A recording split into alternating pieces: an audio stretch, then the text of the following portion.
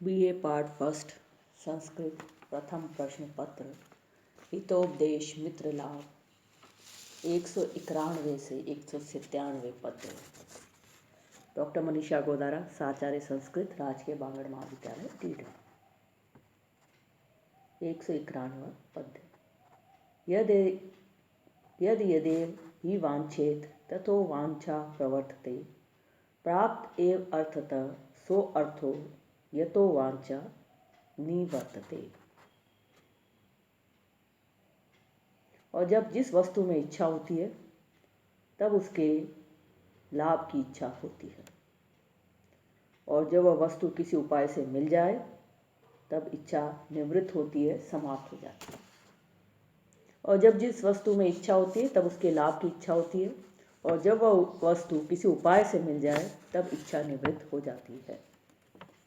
किम बहुना पक्षपातेन मयेव स अत्र कालो नियताम। और मेरे अधिक पक्षपात से क्या है, मेरे ही साथ यहाँ समय बिताओ। यतः क्योंकि आमरणांता प्रणया कोपा तत्क्षण बंगुरा परित्यागाश्च निसंगा भवन्ति ही महात्मनाम। महात्मनाम क्योंकि महात्माओं का प्रेम। आमरणांत कहा महात्मनाम प्रणया, महात्माओं का जो प्रेम होता है, स्नेह मरने तक। कोपा तत्क्षण बंगुरा, क्रोध केवल क्षण मात्र। परित्यागाश्च निसंग भवन्ति, और परित्याग केवल संग्रहित होता है, अर्थात वे बुराई नहीं करते हैं। क्योंकि महात्माओं का स्नेह मरने तक, क्रोध केवल क्षण मात्र, और परित्याग केवल संग्रहित होता है, अर्थात वे बुराई नहीं करते। इति श्रुत्वा लघुपत्नको ब्रूते धन्यो असि मंथर सर्वथा शलाघ्य गुणो असि। यह सुनकर लघुपत्नक बोला, हे मंथर, तुम धन्य हो, सर्वथा शलाघ्य गुणो असि, और तुम प्रशंसनीय गुण वाले हो। यतः क्योंकि संत एव सताम नित्यम आपद उद्धरण क्षमा गजानाम पंख मंगनानाम गजा एव दुरंधरा। क्योंकि सज्जन ही सज्जनों की आपत्ति को सर्वदा दूर करने के योग्य होते हैं, जैसे कीचड़ में फंसे हुए हाथियों को निकालने के लिए हाथी ही समर्थ होते हैं। क्योंकि सज्जन ही सज्जनों की आपत्ति को सर्वदा दूर करने के योग्य होते हैं, जैसे कीचड़ में फंसे हुए हाथियों को निकालने के लिए हाथी ही समर्थ होते हैं। यतः क्योंकि शलाघ्य स एको भुवि मानवानां स उत्तम सत्पुरुष स धन्य यस्य अर्थिनो वा शरणागता वा नाशाभि भंगाद विमुखा प्रयान्ति।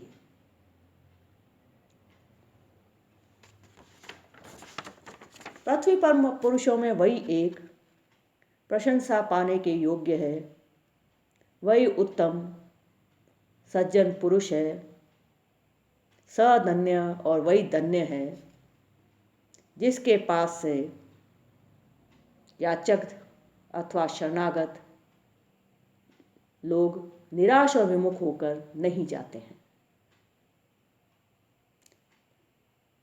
शलाघ्य स एको भुवि मानवानाम, और पृथ्वी पर मनुष्यों में वही एक प्रशंसा पाने की योग्य है, स उत्तम सत्पुरुष, वही उत्तम सत्पुरुष है, स धन्य, वही धन्य है, यस्य अर्थिनो, जिसके पास से याचक अर्थात मांगने वाले धन के याचक अथवा शरणागत नाशाभि भंगाद विमुखा प्रयान्ति न, आशा के भंग होने से विमुख होकर नहीं जाते हैं। पृथ्वी पर पुरुषों में वही एक प्रशंसा पाने के योग्य है, वही उत्तम सज्जन पुरुष है, और वही धन्य है जिसके पास से याचक अथवा शरणागत लोग निराश और विमुख होकर नहीं जाते हैं। तदेवं ही ते स्वेच्छाहार विहारम कुर्वाणा च संतुष्टा सुखम सुख निवसंति, और तब वे इस प्रकार अपनी इच्छानुसार खाते पीते खेलते कूदते संतोष कर सुख से रहने लगे। अत कदाचित चित्रांग नामा मृगः केनापि त्रासित तत्र आगत्य मिलितः। फिर एक दिन चित्रांग नामक मृग किसी के डर के मारे उनसे आकर मिला। ततः पश्चात आयान्तं मृगम अवलोक्य वयं संचित्य मंत्रो जलम प्रविष्ट मूषिकश्च विवरम गतः काको अपि उड़ीय वृक्षम आरूढ़।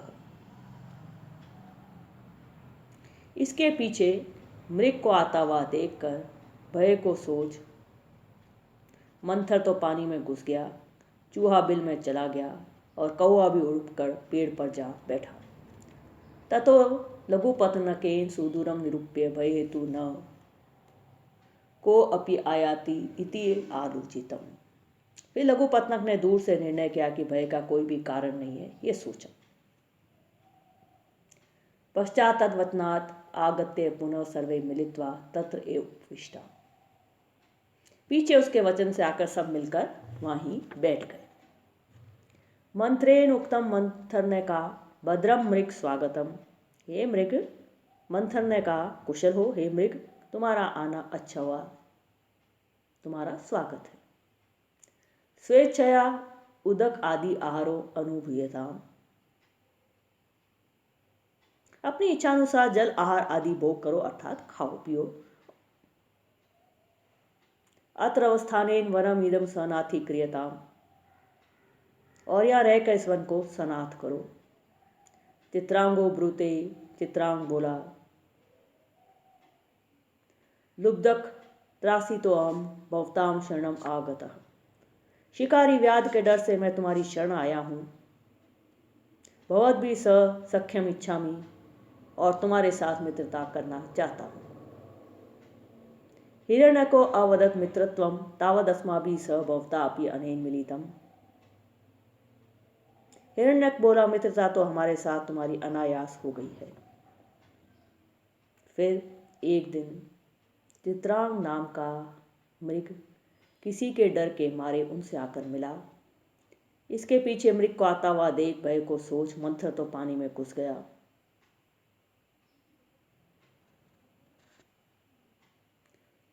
काग भी उड़कर पेड़ पर जा बैठा।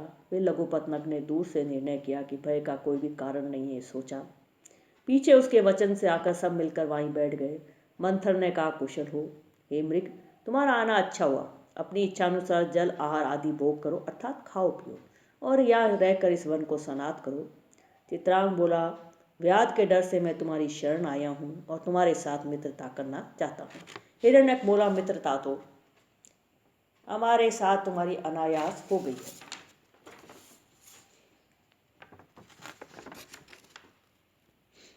यतः क्योंकि और संकृत संबंधम तथा वंश क्रमागतम रक्षितम व्यसनेभ्यश्च मित्रम गेयम चतुर्विधम। क्योंकि मित्र 4 प्रकार के होते हैं। एक तो औरस अर्थात जन्म से ही, वो जैसे पुत्र आदि। दूसरे विवाह आदि संबंध से हो गए हों। तीसरे कुल परंपरा से आए हुए हों। और चौथे वे जो आपत्तियों से बचा है। क्योंकि मित्र 4 प्रकार के होते हैं। एक तो औरस अर्थात जन्म से हो, जैसे पुत्र आदि। और दूसरे विवाह आदि संबंध से हो गए हों। और तीसरे कुल परंपरा से आए हुए हों। और चौथे वे जो आपत्तियों से बचा है। तदत्र भवता स्वग्रह निर्विशेषम स्थिरताम तत्श्रुत्वा मृगः सानंदो भूत्वा स्वेच्छाहारं कृत्वा पानीयं पीत्वा जलासन तरु छायाम उपविष्टः। इसलिए यहाँ तुम अपने घर से भी अधिक आनंद से रहो। ये सुनकर मृग प्रसन्न हो अपनी इच्छानुसार भोजन करके तथा जल पीकर जल के पास वृक्ष की छाया में बैठ गया। अथ मंत्रेण उक्तम, मंथर ने कहा हे मित्र मृग, एतस्मिन् निर्जने वने केन त्रासितो असि। हे मित्र मृग, इस निर्जन वन में तुम्हें किसने डराया है? कदाचित किम व्याधा संचरन्ति, क्या कभी कभी व्याध आ जाते हैं? मृगेन उक्तम, मृग ने कहा अस्ति कलिंग विषय रुक्मांगदो नाम नरपति। कलिंग देश में रुक्मांगद नाम राजा है। स च दिग्विजय व्यापार क्रमेण आगत्य चंद्रभागा नदी तीरे समावसित कटको वर्तते। मृग ने कहा, कलिंग देश में रुक्मांगद नाम राजा है और वह दिग्विजय करने के लिए आकर चंद्रभागा नदी के तीर पर अपनी सेना को टिका कर ठहरा है। प्रातश्च तेन आगत्य कपूर सर समीपे भवितव्यमिति व्यादानां मुखात् किंवदंती श्रूयते। और प्रातःकाल वह यहाँ आकर कपूर सरोवर के पास ठहरेगा, ये उड़ती हुई बात शिकारियों के मुख से सुनी। तदत्रापि प्रातरवस्थानं भयहेतुकम् इति आलोच्य यथा अवसर कार्यम आरम्भेताम्।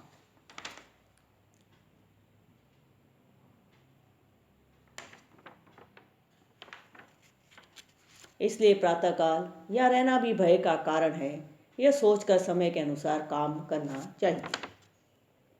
तत्श्रुत्वा कूर्म स भयम आह, ये सुनकर के कछुए ने डर करके कहा, अब जलाशय अंतरम गच्छामि, मैं जलाशय के अंदर जाता हूँ। काक मृगौ अपि उक्तवन्तौ एवं अस्तु, कौवे और हिरण ने कहा ऐसा ही हो। तथा हिरण को विहस्याः, तब हिरण ने हंसते हुए कहा, जलाशय अंतरे प्राप्ते मंत्र से कुशलम, जलाशय के अंदर जाकर के कछुआ कुशल है।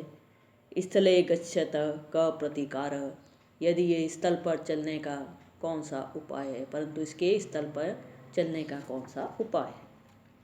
इसलिए या तुम अपने घर से भी अधिक आनंद से रहो। ये सुनकर मृग प्रसन्न हो अपनी इच्छा अनुसार भोजन करके तथा जल पीकर जल के पास वृक्ष की छाया में बैठ गया। मंथर ने कहा कि हे मित्र मृग, इस निर्जन वन में तुम्हें किसने डराया है? क्या कभी कभी व्याध आ जाते हैं? मृग ने कहा, कलिंग देश में रुक्मांगद नाम का राजा है और वह दिग्विजय करने के लिए आकर चंद्रभागा नदी के तीर पर अपनी सेना को टिकाकर ठहरा है और प्रातःकाल वह यहाँ आकर कपूर सरोवर के पास ठहरेगा। ये उड़ती हुई बात शिकारियों के मुख से सुनी जाती हैं, इसलिए प्रातःकाल यहाँ रहना भी भय का कारण है। यह सोचकर समय के अनुसार काम करना चाहिए। यह सुनकर कछुआ डर कर बोला, मैं तो दूसरे सरोवर को जाता हूँ। काग और मृग ने भी कहा ऐसा ही हो, अर्थात चलो। फिर हिरण्यक हंसकर बोला, दूसरे सरोवर तक पहुँचने पर मंथर जीता बचेगा, परंतु इसके स्थल में चलने का कौन सा उपाय है? यतः क्योंकि अंबासी जल जंतु नाम दुर्गम, दुर्ग निवासी नाम स्वभूमि स्वापदादि नाम राज्ञाम मंत्री परम बलम।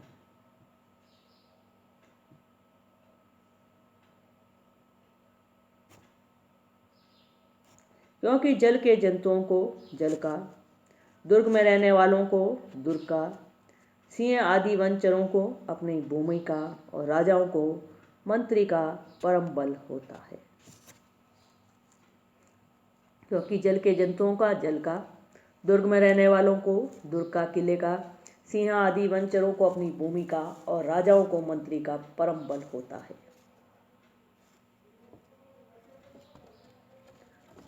सखे लघुपत्नक अनेन उपदेशेन तथा भवितव्यम, हे मित्र लघुपत्नक, इस उपदेश से वह गति होगी। सम वीक्ष्य यथा वधवा पीड़ित कुछ कुडलम वनिक पुत्रो भवत दुखी त्वम तथैव भविष्यसि। जैसे एक बनिए का पुत्र आप ही अपनी स्त्री के कमल की कली के समान कुछ राजा को मसलते हुए देखकर दुखी हुआ, वैसे ही तुम भी होगे। ते उच्चु कथम एतत्, वे दोनों पूछने लगे कैसे, ये कथा कैसे? हिरण्यक कथयति, हिरण्यक कहने लगा, सातवीं कथा, राजकुमार एक सुंदर युवती और उसके पति की कहानी। अस्ति कान्यकुब्ज विषय वीर सेनो नाम राजा। कान्यकुब्ज देश में एक वीरसेन नामक राजा था। तेन वीरपुर नामनी नगरे तुंगबलो नाम राजपुत्रो भोगपति कृतः। उसने वीरपुर नामक नगर में तुंगबल नामक राजपुत्र को युवराज बना दिया। स च महाधन तरुण एकदा स्वनगरे ब्राह्मण अति प्रौढ़योम्ना लावण्यवतीम नाम वणिक पुत्र वधूम आलोक्य मास। उस बड़े धनवान तरुण ने एक दिन नगर में फिरते हुए एक नवयौवनवती लावण्यवती नामक वणिक की पुत्र वधू को देखा। ततः स्वहर्म्यं गत्वा स्मराकुलाति तस्या कृते दूतिं प्रेषितवान्। फिर अपने राजभवन में जाकर कामांध हो उसके लिए दूती भेजी।